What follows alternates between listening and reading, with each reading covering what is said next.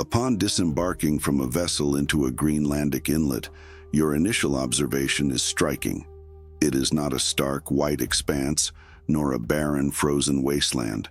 Instead, it presents a verdant scene. Low-lying grass adheres to the inclines, and the water's surface is dark and placid. The air, crisp and bracing, invigorates your lungs with a clean, metallic sharpness. Then, a shape, initially indistinct, becomes clear. A dwelling that resembles a natural mound, with wisps of smoke ascending as if from the very earth. A millennium ago, Norse explorers established a genuine agricultural existence precisely here, at the fringe of the Arctic. This was not a temporary encampment or a brief stopover, but a fully formed society. However, the paramount question arises: how did a community of that nature endure the winter months, devoid of external provisions, lacking substantial timber, and with no reprieve from the harsh climate? Today, you will immerse yourself in the world of Viking Greenland, experiencing it at ground level, step by meticulously detailed step, until it transforms from a historical anecdote into a tangible locale. If you appreciate immersive historical recreation such as this, kindly subscribe to TED Historian Channel, where new civilizations are brought back to life, one episode at a time. The true astonishment is not the biting cold, but the remarkable functionality of this settlement. The failure of a single crucial element would lead to the collapse of the entire community. Therefore, let us commence our exploration with the inlet itself.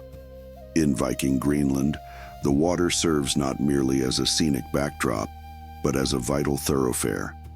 Our journey begins where every Greenlandic narrative originates, with the water. As you traverse the shoreline, your footwear scrapes audibly against the stones. The inlet is silent, yet this silence feels watchful rather than serene. It is a stillness that seems to observe your every move. And then a realization dawns. This is not simply a coastline, it is a principal artery of transportation. Within Viking Greenland, the waterways functioned as the primary network of roads, connecting scattered homesteads much like streets link individual residences in a town. A vessel laden with goods and riding low in the water glides past in the distance. This prompts contemplation. What commodity could possibly warrant such arduous transport in a land where trees are exceptionally scarce? Hold that thought, for within 5 minutes you will discover the singular product these settlers could cultivate that fundamentally altered their existence. But first, let us follow the path leading inland. Ascending a gentle incline, the farmstead comes into view. From a distance, it appeared as an unexceptional swell in the terrain. Up close, its construction is remarkably deliberate. The walls are substantial, composed of layered sod stacked like bricks, with a foundation of stone to prevent moisture from degrading wooden elements. The roof is so heavy it seems to press the structure firmly into the ground. This is not merely an architectural style, it is a strategy for survival. You stoop to enter through a low doorway.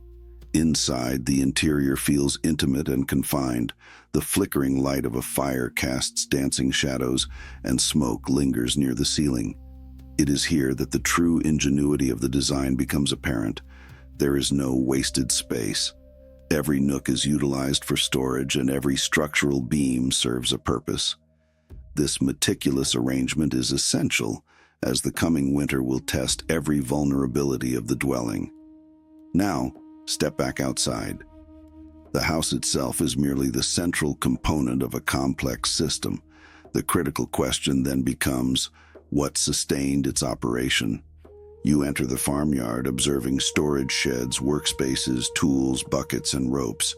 Suddenly, a sound registers. Animals. Move up there. Livestock in Greenland was not a symbol of comfort.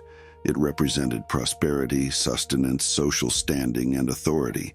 However, maintaining livestock was inherently a perilous undertaking. The unvarnished truth is that no one harbored romantic notions about Viking life. The winter's threat was not solely directed at the inhabitants, but crucially at their livestock first. The demise of the animals would not merely cause hardship for the settlement, it would spell its end. Thus, you follow the path towards the fields, the cultivated area surrounding the homestead. This is the verdant core of Greenland. Not grains like wheat, nor fruits such as grapes or apples, but grass, meticulously harvested and dried into hay. They cut it, cure it, stack it, and protect it, for each bundle represents a day's potential survival. How much hay does a single cow require? How many animals can a single farm realistically sustain? How much can they stockpile before the frigid season returns? This is not a pastoral scene from a fairy tale. It is a sophisticated system of logistical planning driven by necessity. This leads to a broader inquiry. If their entire existence was so precariously balanced, what compelled anyone to choose to reside in such a challenging environment? You are about to uncover the answer. It was not solely about agriculture, it was about their very identity. Continuing past the main dwelling, you approach a smaller edifice, a church. It is unpretentious, neither dominating the landscape nor demanding attention. Yet, its significance lies in this very modesty. The presence of a church in Greenland indicated that these were not merely transient inhabitants. They considered themselves a settled community, with intentions of permanence. This was the communal gathering place, where news was disseminated, marriages solemnized, and deaths mourned. If you stand still for a moment, you can envision it. Figures arriving from neighboring farms, their boots caked with mud, their cloaks stiffened by the wind, exchanging quiet greetings, their faces etched with a shared solemnity. Faith in this place was not ornamental, it was foundational. The church also suggested something more profound. These individuals still felt connected to a larger world. So, where did this connection originate? Back to the inlet, back to the boats. You now return to the water's edge, and the settlement takes on a different character, for it is summer. Summer in Greenland is not characterized by pleasant weather, but by a brief, crucial window of opportunity, and everyone operates with a sense of urgency. Vessels navigate the waters with greater frequency, supplies are moved, and visits are exchanged. Work intensifies. You observe a modest landing area, its stones worn smooth by constant use. A boat rests there, secured by ropes beside a pile of goods awaiting transport inland. This rekindles your curiosity. If timber was so scarce, what were these structures constructed from? Where did their tools originate? Where did they procure iron? A society cannot be sustained solely on sod. Therefore, what did they trade? Here lies the aspect that most people fail to envision when picturing Viking Greenland. You walk past storage areas, past barrels, bundles, and carefully wrapped articles, and at this point, the settlement reveals its crucial secret. Greenland held value not because of its comfort, but because it produced commodities that other regions desperately desired, to the extent they were willing to pay for them. This is where Greenland transitioned from a remote outpost to an integral part of a broader economic system. Exported goods facilitated the return of ships. They brought back essential metals. This ensured the settlement remained connected rather than becoming an isolated, experimental endeavor. Therefore, when depicting this segment visually, it should convey a sense of crucial commerce with the external world. Men are seen hoisting cargo, and a leader inspects the consignments. There is a palpable sense of quiet urgency, as each trading season held immense importance. And now you understand the underlying reason for their perseverance in this formidable environment.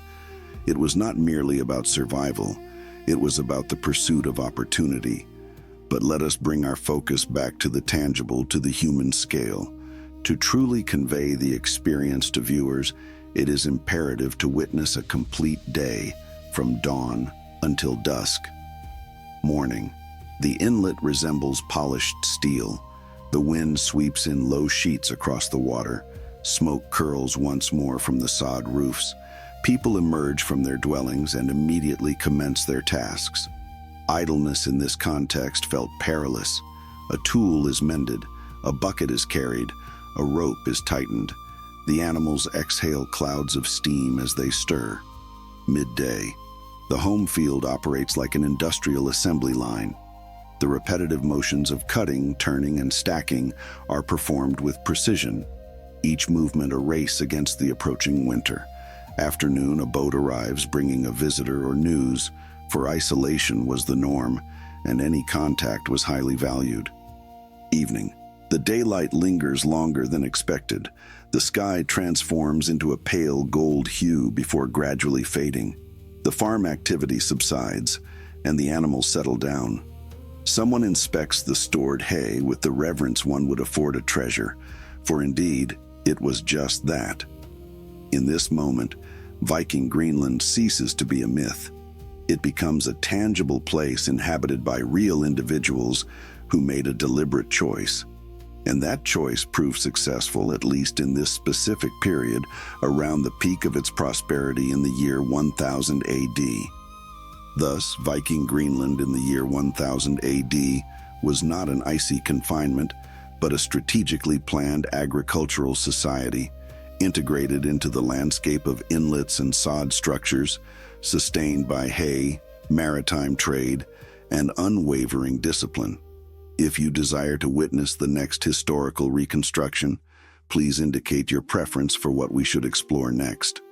Will it be an immersion into the harsh realities of a full winter spent within a longhouse, or a bustling day in a Greenlandic harbor, witnessing the arrival of ships and the movement of cargo?